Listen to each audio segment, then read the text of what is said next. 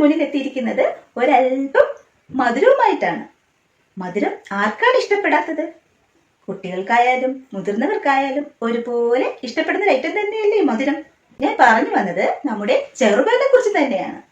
ഇന്ന് ഞാൻ ഉണ്ടാക്കാൻ പോകുന്നത് ചെറുപയർ കൊണ്ടൊരു പായസം തന്നെയാണ്. പായസം ഉണ്ടാക്കുന്നതിന് ആവശ്യമായ ചെറുപയർ ഞാൻ ഈ കപ്പളവിലാണ് എടുക്കുന്നത്. ഈ കപ്പില് 1.5 കപ്പ് പയറാണ് ഞാൻ ചെറുപയർ പായസം ഉണ്ടാക്കാനായിട്ട് എടുക്കുന്നത്. നന്നായി ക്ലീൻ ചെയ്ത ചെറുപയർ ഒരു പാൻ അടുപ്പത്ത് വെച്ച് മീഡിയം ഫ്ലെയിമിൽ ഓണാക്കിയതിന് ശേഷം അതിലിട്ട് നന്നായി മൂത്ത് പോകാതെ അത് ഒരു നല്ല മണം വരുന്നത് വരെ വറുത്തെടുക്കണം. ഈ രീതിയിൽ വേണം വറുത്തെടുക്കാനേ. ഞാൻ കുറച്ചുകൂടി അടുത്ത് ക്യാമറ സൂം ചെയ്ത് കാണിച്ചു തരാം. ഇപ്പോൾ ഏകദേശം എത്രത്തോളം കളർ ചേഞ്ച് അതിന് ഉണ്ടായിട്ടുണ്ടെന്ന് നിങ്ങൾക്ക് മനസ്സിലായി കാണുമല്ലോ. ഈ രീതിയിൽ വറുത്തെടുത്ത ചെറുപയർ ഞാൻ തണുത്തതിന് ശേഷം നന്നായി മിക്സിയിലടിച്ച് അതിൻ്റെ പുറന്തൊലി വേർതിരിച്ചെടുക്കണം. ചെറുപയർ അളക്കാൻ ഉപയോഗിച്ച അതേ കപ്പിൽ തന്നെ 2.5 കപ്പ് വെള്ളം ഉപയോഗിച്ച് ഇത് നന്നായി പ്രഷർ കുക്കറിൽ കുക്ക് ചെയ്യണം. ഇങ്ങനെ കുക്ക് ചെയ്തെടുത്ത ചെറുപയറാണ് കേട്ടോ ഈ കാണുന്നത്. കുക്ക് ചെയ്തതിന് ശേഷം ഇത് നന്നായി ഉടച്ച് തന്നെ എടുക്കണം. ഇങ്ങനെ ഉടച്ചെടുത്ത പയർ കൊണ്ട് പായസം ഉണ്ടാക്കുന്നതിന് ഞാൻ നേരത്തെ തന്നെ ഒരു 250 ഗ്രാം ശർക്കര ഉരുക്കിയെടുത്ത് മാറ്റി വെച്ചിരുന്നു. രണ്ടാമത് ഞാൻ ഒന്നുകൂടി ഗ്യാസ് സ്റ്റൗ ഓണാക്കി ശർക്കര ഒന്ന് ചൂടാക്കിയിട്ടുണ്ട്. അതിനുശേഷം ഈ ഉടച്ചു വെച്ചിരിക്കുന്ന ചെറുപയർ കുറച്ച് അതിലോട്ട് ചേർത്ത് കൊടുത്ത് നന്നായി ഒന്ന് ഇളക്കിയെടുക്കണം. ചെറുപയർ കൊണ്ട് ഉണ്ടാക്കുന്ന പായസത്തിന് പശുപാല് ചേർക്കുന്നതിനെക്കാട്ടി നല്ലത് നല്ല തേങ്ങയുടെ 1/4 പാല് തന്നെ ചേർക്കുന്നതാണ്. അതിന് കുറച്ച് ടേസ്റ്റ് കൂടും.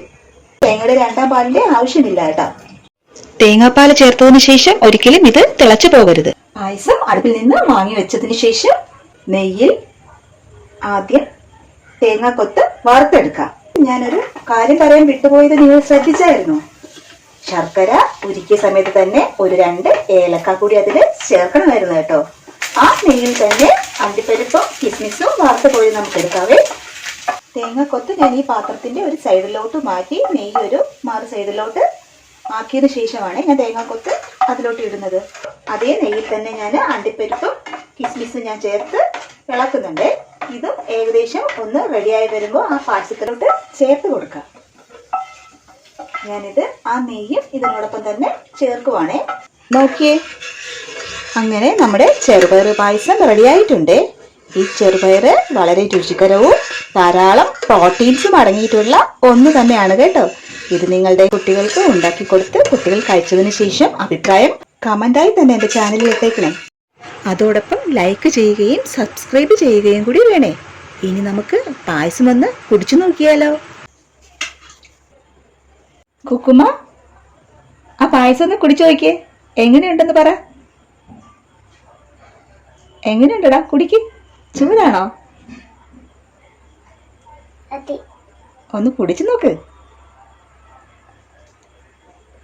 എങ്ങനെയുണ്ട്? നന്നായിട്ടുണ്ടോ?